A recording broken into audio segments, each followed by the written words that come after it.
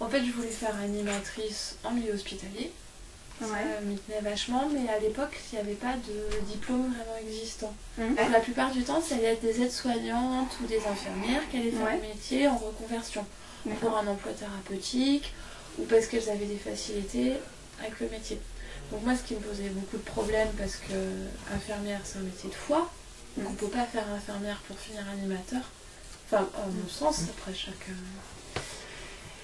Et j'ai eu la grande chance de trouver un emploi jeune pour faire animateur. Et de là, j'ai trouvé le BTEP, option personnes âgées, personnes handicapées. En fait, moi, c'était l'animation plus hospitalière. J'ai découvert par des biais personnels que justement les personnes allaient être placées et plus faire grand chose et que par le biais de l'animation, il allait y avoir une grande revalorisation, reprendre grand chose à la vie. Donc c'est par le biais d'expérience personnelle. Alors cette maison de retraite là, c'est une maison de retraite qui dépend de la fonction publique hospitalière, mais on est autonome. Donc on ne dépend pas d'un hôpital particulier. On accueille 121 personnes parce qu'on a une chambre d'attente. Et en moyenne, les résidents ont entre 85 et 87 ans. Donc pour la plupart, on aura des troubles de mémoire à hauteur de 70%.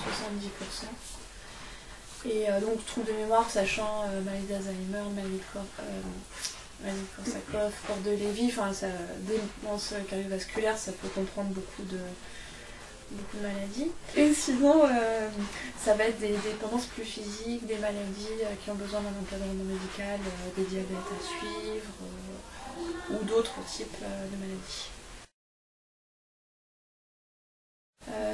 Il y en a plusieurs. L'essentiel, ça va être le maintien des acquis, de continuer à faire. Parce que le problème d'arriver en maison de retraite, c'est bon, déjà c'est hyper déstabilisant, mais c'est que vous allez avoir toute une équipe qui va faire à votre place. Donc une dame qui était dans son appartement, même si c'était pas parfait, faisait toujours son ménage, sa lessive, elle faisait ses courses, ou on l'aidait, mais elle faisait des choses. Alors qu'ici, on a une équipe qui est tellement nombreuse, c'est normal, que la personne ne va plus rien faire. Même pas à la limite se choisir ses vêtements, ne plus se faire à manger, ne plus se baisser, ne plus se lever. Donc naturellement, l'arrivée en maison de retraite fait qu'on va perdre beaucoup, parce que comme nous tous, moins on fait, plus on perd. Je veux dire dans le sens refaire des choses qu'ils avaient carrément perdu l'habitude.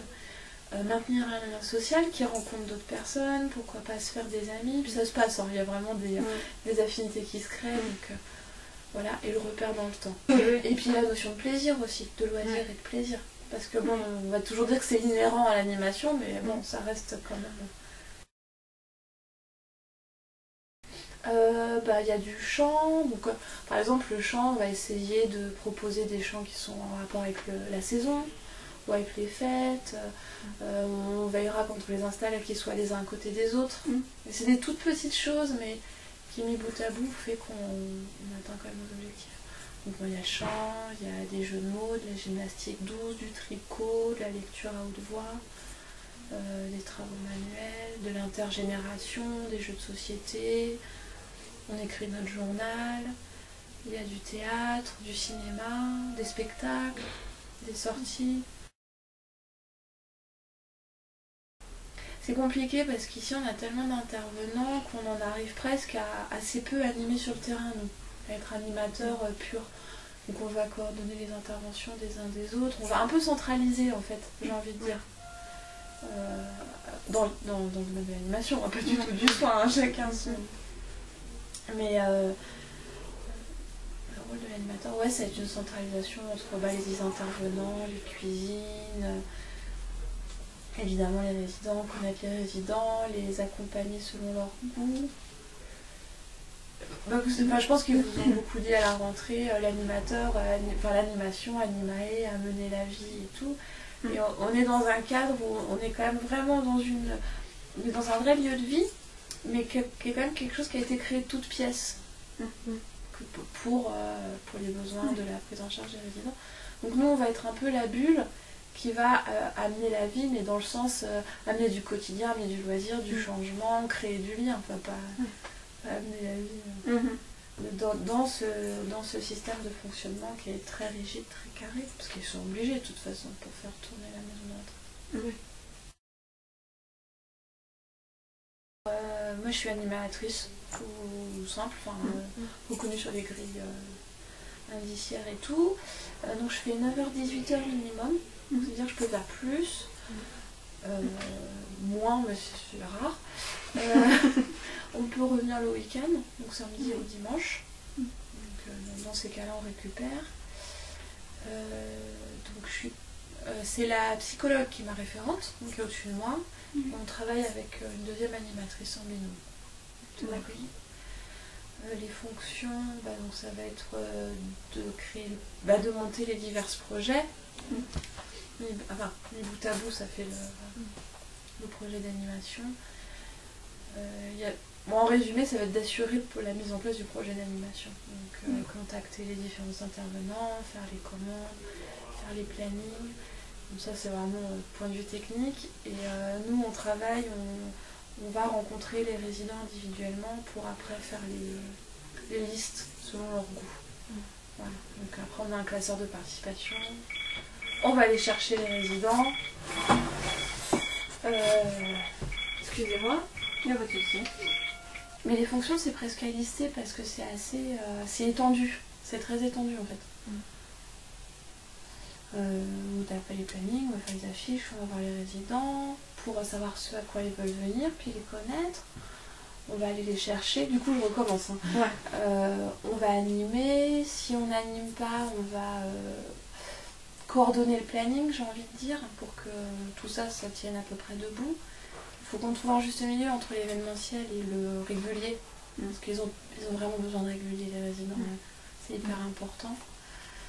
Après on va faire nos commandes, on va chercher nos artistes, on va faire des réunions de coordination avec les équipes de soins, des réunions de travail avec la direction, on va aller à l'extérieur s'il y a des cours spécifiques,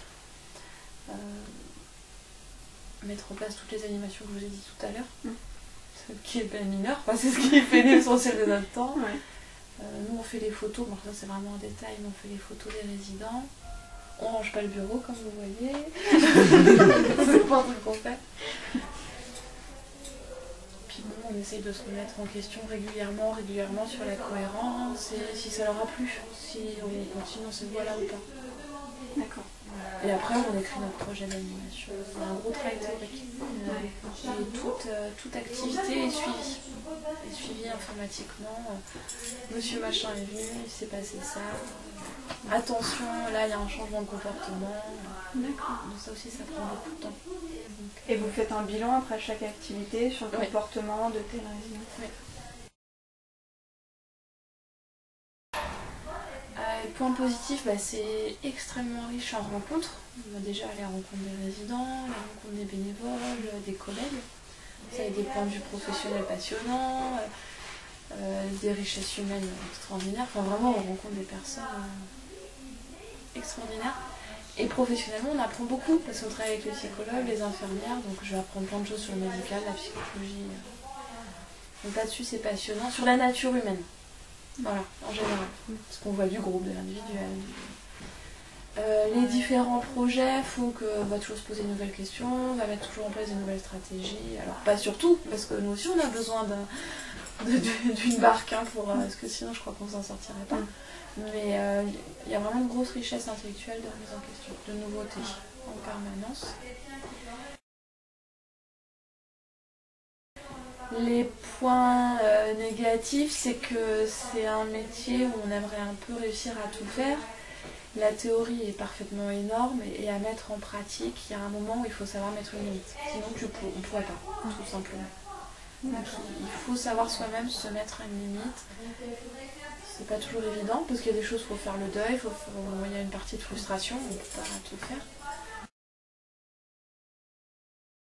L'école, comme finalement notre caractère et nos qualités, ça va être notre outil de travail en tant qu'animateur. Ce qui est super, c'est qu'il y a des compétences et des qualités, mais finalement chaque animateur est différent, donc chaque qualité apportera des choses différentes et c'est ça qui est bien. En compétences, il faut quand même être, faut faut savoir monter un projet, ça je pense c'est important. Sinon t'es submergé, mais vraiment, faut savoir le suivre, avoir la rigueur. Ça c'est à mon sens. Et puis être à l'écoute et se remettre en question. Et être courageux, j'ai envie de dire. Ouais. Tout est faisable, hein, mais faut être un peu courageux, enfin un peu... Donc voilà, faut y aller quoi. D'accord, je pense faut y aller. Mais vraiment, l'essentiel c'est se remettre en question et écouter les autres.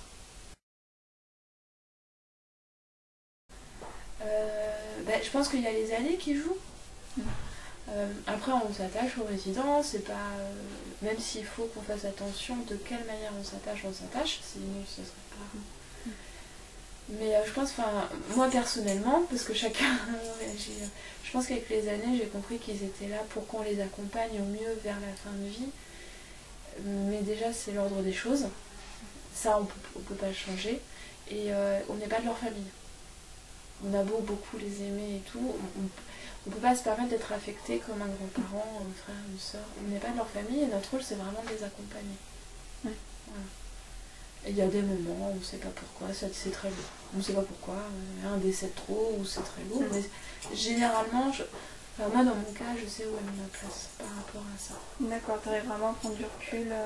Ouais, parce que même des fois on va se dire que c'est un soulagement pour certaines personnes. Ils ont fait leur temps. À eux, en espérant qu'ils en aient profité au maximum, mais c'est la roue de la vie quoi.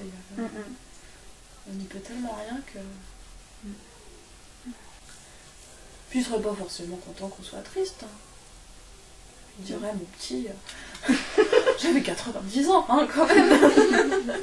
C'est ça.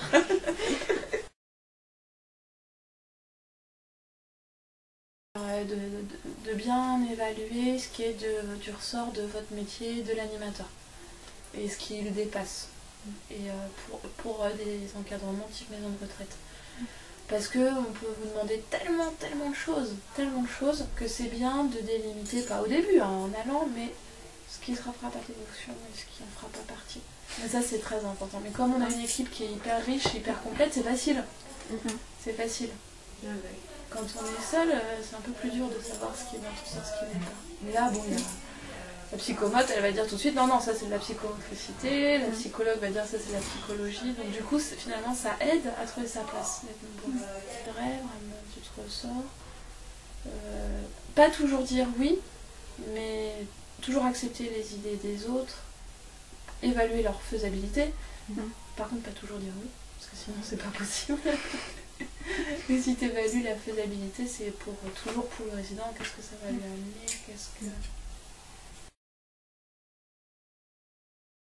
On a été au feu d'artifice samedi. Samedi, moi c'était samedi, mais c'était au mois de juillet. Et on a une dame, on avait un peu insisté pour qu'elle vienne, parce que c'est difficile les sorties le soir. Ils sont couchés vers 20h, donc alors là on leur met leur monde à l'envers. Et donc on avait été au restaurant avant, et moi j'avais été emmener des chaises, parce qu'ils peuvent pas s'asseoir à terre évidemment. Et donc la dame est au restaurant, puis elle était un petit peu comme un automate. Ouais, donc elle mangeait, pas du tout l'impression qu'il y avait une notion de plaisir. Je me disais, mince, c'est tout, elle va pas en profiter. Et puis, alors la réaction d'animateur bête, elle a pris la place de quelqu'un, peut-être ça lui aurait plu. Alors voilà. Et puis on arrive au feu d'artifice, donc on s'installe. Les gens en sortie le soir sont très très gentils avec nous, parce qu'ils sont hyper contents, donc ils nous aident. C'est vraiment des moments de solidarité extraordinaires. Puis là, on s'installe au feu d'artifice, donc cette dame s'assoit, et puis là elle me fait, ah on est bien. Et puis on a un traitement spécial, on nous a mis sur des chaises. Vous imaginez la chance qu'on a de voir un feu d'artifice sur une chaise. Et moi j'avais l'impression qu'elle profitait de rien. Et en fait par cette réflexion, j'ai compris qu'elle voyait tout à fait ce qui se passait, qu'elle touchait tout à fait ce qui est en train de se passer. Et, ça c'est extraordinaire. Mais c'est des petites choses, c'est pas... avec le temps c'est des petites choses où tu dis ouais... Là, ça a marché quoi, ouais, ça a marché.